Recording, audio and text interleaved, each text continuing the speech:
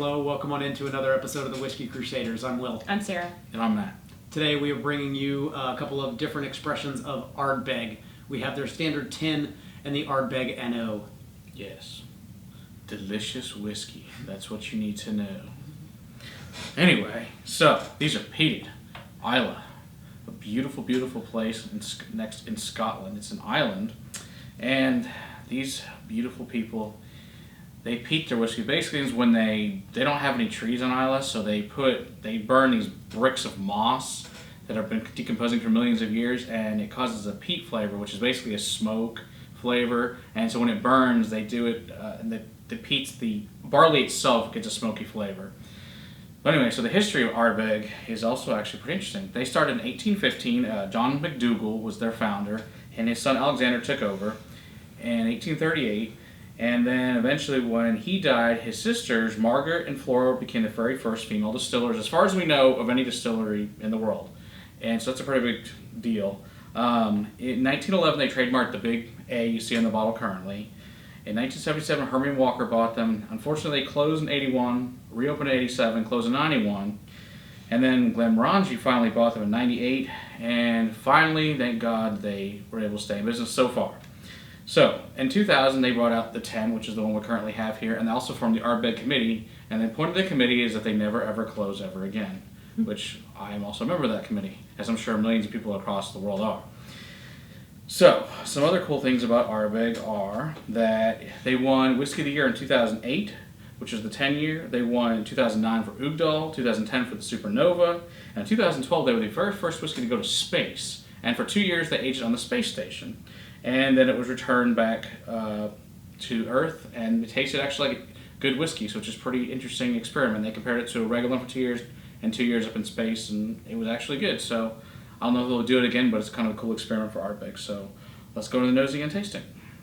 I don't even know if you need to pick up your glass. Are you ready? I'm just going to waft it towards you a little bit. Peat. She loves it so much. I'm not a big fan of peat at all, but I'm going to take one for the team today. Oh, that smoke is intense right up front. You can smell the malted barley. It's definitely used oak, but this is intensely powerful as far as the smell goes.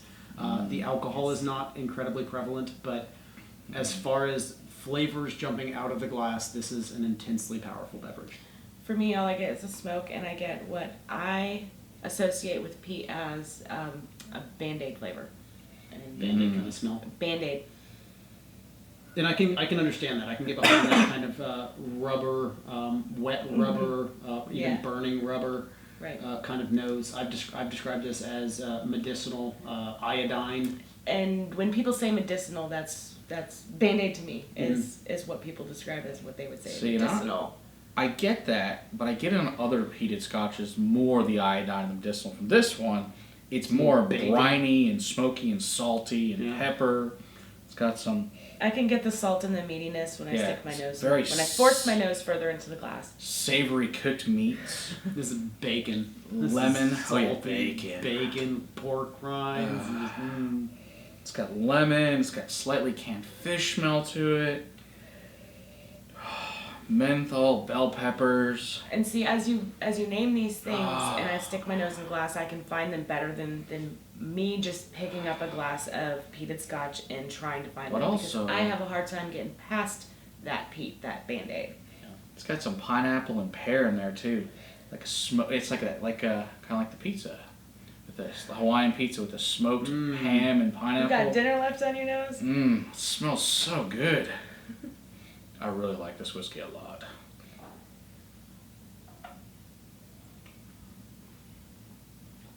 Oh. That to me is like licking a charcoal briquette. Yum. Yeah, yum. Oh, see, to me, it's pork and bacon. It's those meaty, gamey notes. Yeah, it's a used charcoal briquette. Used to make a lot of glorious Meat. meats. Yes, I enjoy the heck out of that. That's very, very good. Smoky and oily, and it's cooked meats. I get ash on the finish. It's got salt and pepper in there. Really. Ooh.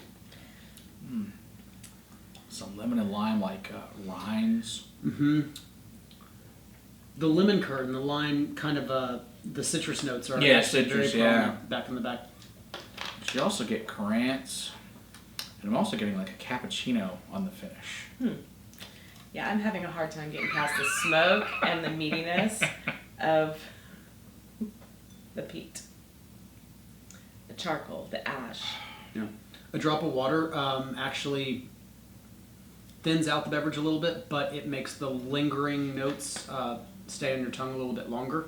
The oil's definitely separated, but to me it did kind of tone it down a little bit, and it didn't amp things up like it can do sometimes. I'll give it a go since I'm not necessarily ruining anything that I would. That you would love. It's 92 proof. It's non-chill filtered. As far as Ardbeg's concerned, the way all whiskey should be made, the only way. The water for me brings down the intensity of the peat. Mm-hmm. It's not as in the front, but it really doesn't change the rest for the smoke and the brine that I get that dominates everything else. Yeah, it's just not your preferred. It's just not my preferred, which is okay. Yeah, don't have to like every single type of whiskey that is out there. that's true. True. I am walking proof. So Then there's moving on. us. We have problems. And then there's we really these like guys. it. I like everything now. I'm that guy. Ardbeg, Lefroy, Lagavulin. Mm-hmm. Those are all my absolute favorite scotches. Although anything from Islay, pretty much I like it. I haven't met an Islay I don't like yet. Now I like other scotch. I like all the other unpeated scotches, but this just isn't in my wheelhouse yet. Have you stuck your nose in this one? This one has all that same smoke, but this one adds a berry flavor. Yeah, so The sherry cask. is a sherry cask finish, so that's the reason. This is going to be a little bit sweeter. Okay, so first off, this one is a lot better for me than this one. Yeah. Yeah. It doesn't have all that smoke up front, and the sherry cask finish sweetens it out for me, which I like a sweeter. Mm-hmm. Yeah, and it's Pedro Jimenez, which is the sweetest of the sherries too, so it's going to sweeten it up quite a bit in this finish. I don't get the medicinal Band-Aid right in the face off of this one. No, this one is, to me, again, more like a pork and a bacon kind of a... Well, which is weird for me because I can pick the smallest amount of peat out of any pour. So it's very weird for me. The color difference is pretty significant based on this the sherry. Yeah, makes this it is way very darker light compared to this. And we also don't know that this is a full 10 years old. No, it's non-age statement. It's still 92 proof. But yeah, we don't know. It's no age statement. So, but we do know it's tasty. Yeah, I can definitely get the berries fruitiness off of this. See, this one, you still get your smoke and your sea salt, but you also get a lot more fruits. Pears, apples, blackberries, minty, licorice. Yeah, it's red and blackberries for days. It's got on the flavor too. Oh my goodness. A lot of berries. Wet wood, milk chocolate, coffee, candy bar. And this is a pretty complex nose, and it just goes and goes. We've moved on. I know, but I'm still playing with the nose because I really like this whiskey. I know sometimes people don't like these. The price point of these, this one's about 50 and this one's around 57. This price point's not a big difference.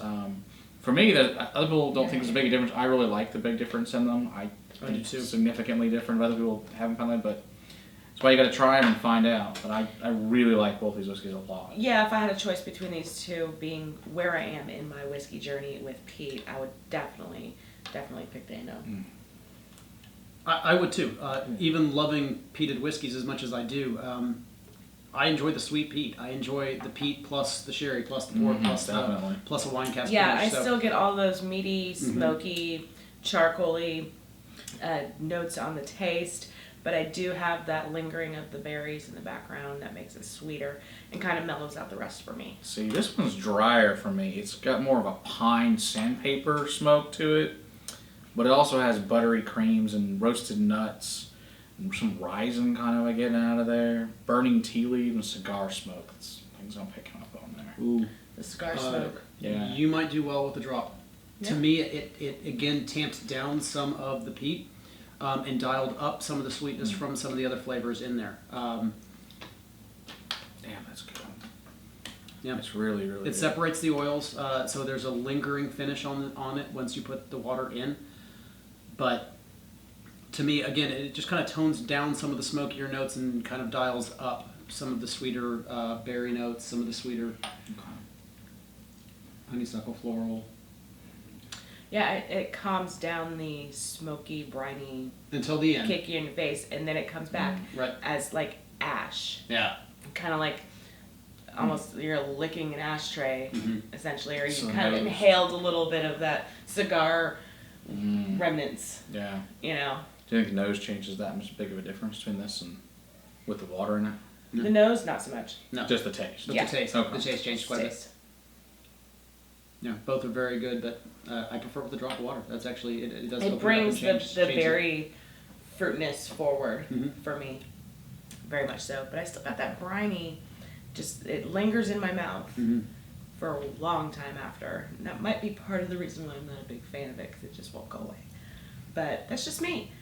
Again, it's okay to not like something, and it's okay to love something else. Yeah.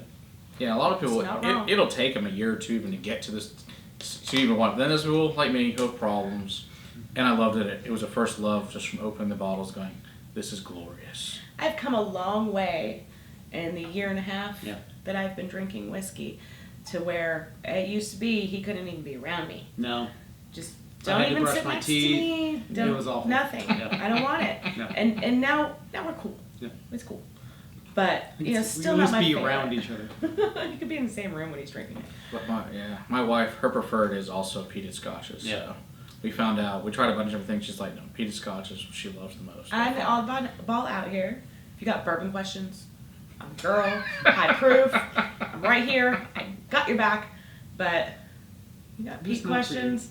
That's okay. No, and that's okay. There's no, you We'll don't drink have to more like okay. me. There's lots of things out there in the world. More bourbon for me. That's true. Oh, but see, but we like bourbon too, so it's okay. Yeah, but you prefer peat, so I'll just give you that.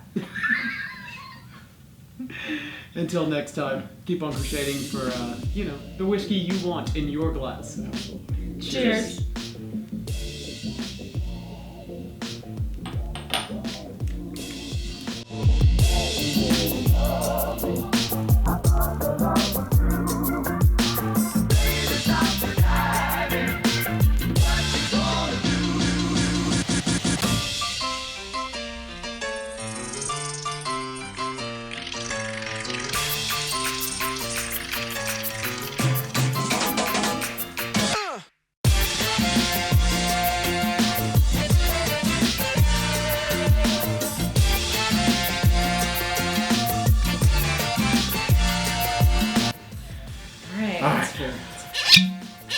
It's in focus? Yeah, it's in focus. I don't know. Let's check. Bitter bean. He doesn't know.